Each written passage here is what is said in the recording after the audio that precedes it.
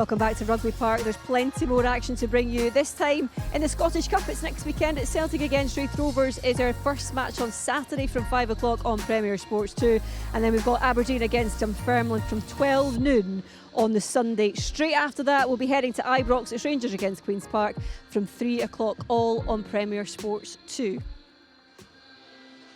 Can't wait for Scottish Cup weekend. But before that, we are going to look back on an intriguing 90 minutes here at Rugby Park. It finished Kilmarnock 1, Dundee United 0. Alan Hutton and Marvin Bartley still with me. It was, not a classic, Marvin, but certainly something that I suppose if you're a Kilmarnock fan, you're going home thinking that's exactly what we needed to build a bit of momentum. Yeah, they'll be breathing a sigh of relief as well to get the 3 points. As I said, St Johnstone winning earlier, put a little bit more pressure on them.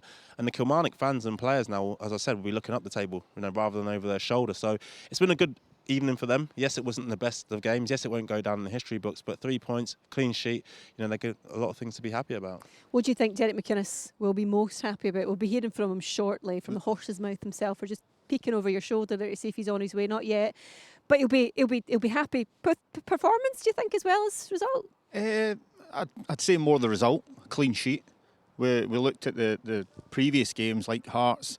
Couple of the goals that he spoke about that he wasn't happy with, and it's about cutting out mistakes as a team and individually. And I think that's what he would have seen. He's seen his team fight until the very end to keep the clean sheet and ultimately get the goal that gets him the 3 points. So it's all about looking forward, moving forward, and I think that's what they've done today. Yeah, Marley Watkins was a player that, again, we know what he can do in front of goal. He's very capable, very clinical at times. And it was his ingenuity who opened the scoring, I guess, because it needed something, certainly. This is it here.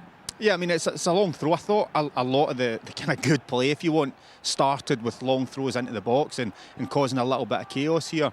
And you just see Fraser Murray, he's always got the one thing in his mind to try and whip balls into the box. He does it here really well. Gallagher does well to get across and get a touch on the ball, but Watkins is just too strong. I mean, I think Walton has to come out and command his 6-yard box.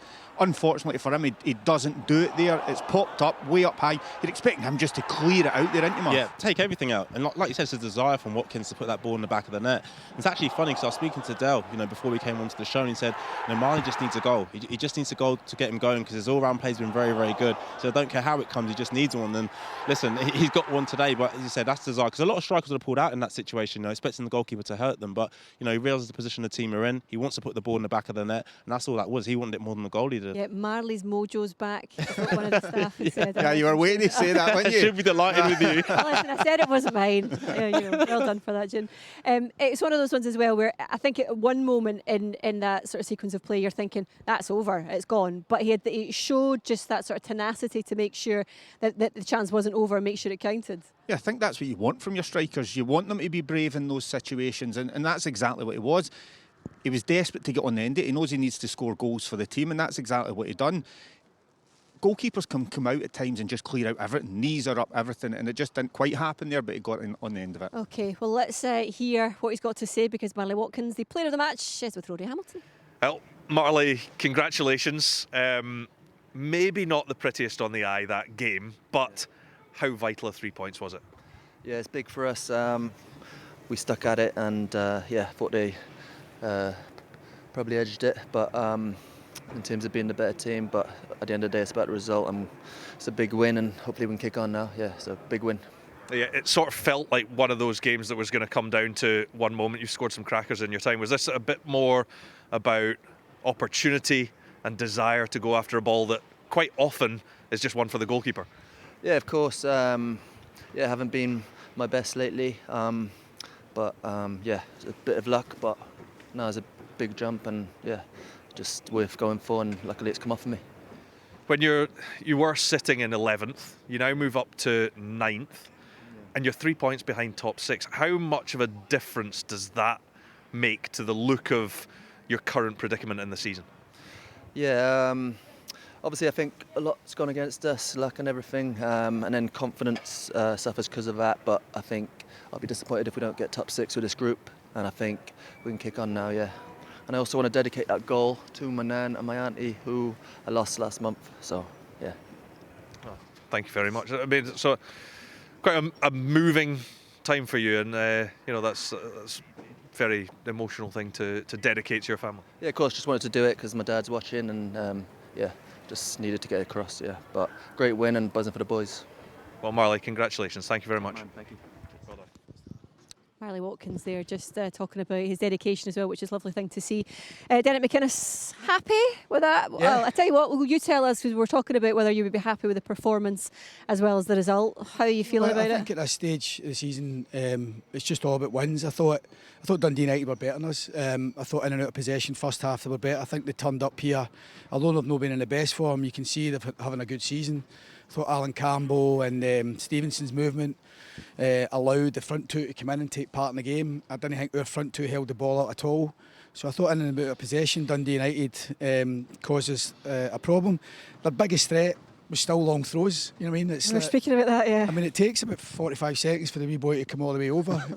From that to And one side to it's the other. actually like a substitution. That. Yeah. Like, the time you wait, there's only 4 minutes added time, and you've got to deal with it, and even at the death. And it's the one thing that we did pretty well. We stood up to that side of it. But we tinkered with the shape just 10 minutes into the second half. We tried to get our middle three, really, Wales, Murray and Watkins against their back three just to stop them build and give them a wee bit more anxiety with runs.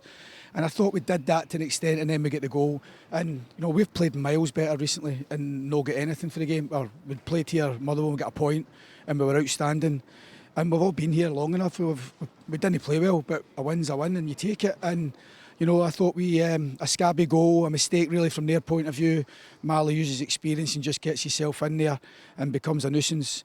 And it's a great 3 points, there's no doubt about it. Just how important potentially is that goal for him, just from a psychological point of view as well? Just so we were talking again about that idea of building momentum, and sometimes it just takes one. Well, you always want clean sheets and you always want your strikers to score. So from that perspective, it's been a good night's work. But we're not kidded. We need to try and improve as we go along. I think we're clear and we're not at our best at the minute there tonight, and one or two could do with maybe finding a wee bit more form.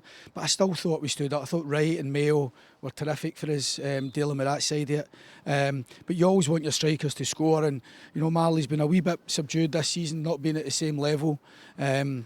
And it's important that we try and get somebody scoring regular between now and the end of the season. And Dale, that's the thing. You said it's not your best performance, but it's still 3 points ultimately, and it's something to build on with your next home game. You've got the time off now, obviously the free week next week, to go into the St Johnstone game and hopefully play better and then get climbing up. You're only 3 points off, top six now? Yeah, and we thought that with these two games, if we can win these two, we will be there or thereabouts for top six, and then get any sort of encouragement and confidence going into it. I felt that before this game we needed at least 16 points to give ourselves a chance. So if we can win the next one, and that's not a given the way St Johnstone are, if we could win that, then with 10 points to try and get from our last 7-8 games, whatever it is. But we feel, there's more to come from us. We're into the business end of the season, and we've all been there. Sometimes it can get a wee bit fraught and a wee bit anxious, and I thought it was a wee element of that tonight because we weren't as fluid as we normally are here, and I thought Dundee United enjoyed the game too much for my liking. But I thought the crowd stuck with it. I think there's an understanding. We're kind of get some key players missing, and the crowd stuck with the team, which was good, and we're just rewards for our effort rather than our performance, and get 3 points. Like you said, you've played better as a team, but surely you must be delighted with the way the boys grinded it out, because a lot of teams with the long throws coming in, the free kicks would have folded and definitely conceded. Yeah, and you've got two big centre forwards, Mo and Dalby at the end there. You've got three big centre halves. So you've got to deal with that, and we weren't the biggest team tonight. When Dees comes on, he gives us a wee bit more size, but we knew with the team that we picked, we were going to be a bit vulnerable at that. And Dundee United, percentage-wise, they scored a lot of goals from throw-ins and set plays, so it was something we wrestled with, but we went with the team that we thought was the best team to take part in the game. But I felt a bit more comfort when Dees come on, just to give us a bit more size. But yeah, we stood up to it. Listen, I'm delighted. My face isn't saying that. I'm We're not inside your buzzing, don't worry. And it's a long 2 weeks to play, do you know what I yeah. mean? So it would have been torture if we hadn't Yeah. won that game, because we put so much emphasis on just winning the game. Do you know what I think is really interesting as well, and you've been over the course so many times, but just trying to make sure that these players, and as a squad, you're hitting your peak at the right time, because we spoke before the game about 9 games into the split, now it's 8 games into the split, and I guess that you want to be firing yourself as far up the table as possible, but you want to make sure that, your injuries are where they want to be. And how's Brad actually, by the way? I don't know, it's some sort of concussion he had to come off, so obviously with the game a fortnight away, he should be fine for that.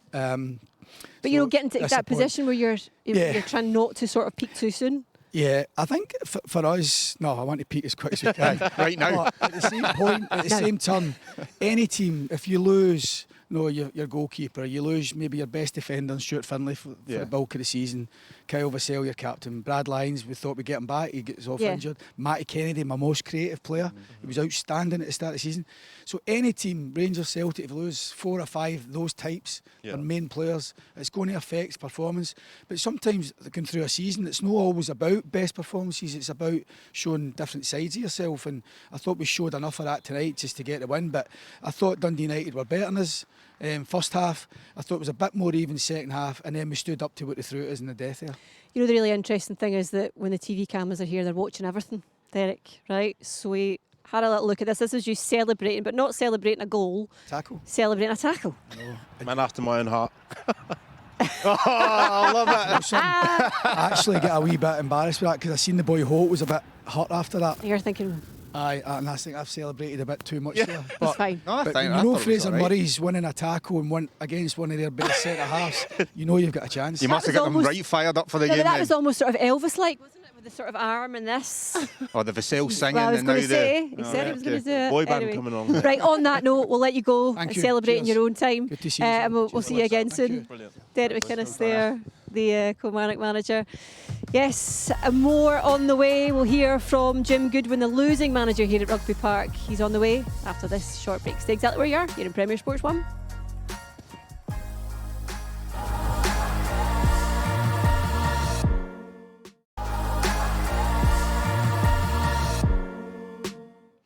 Welcome back to Rugby Park, where it's Kilmarnock who've won this one by a 1-0. Let's find out. So we'll get some reaction from the Dundee United camp. Let's hear from their manager, Jim Goodwin. He's been speaking to Rory Hamilton.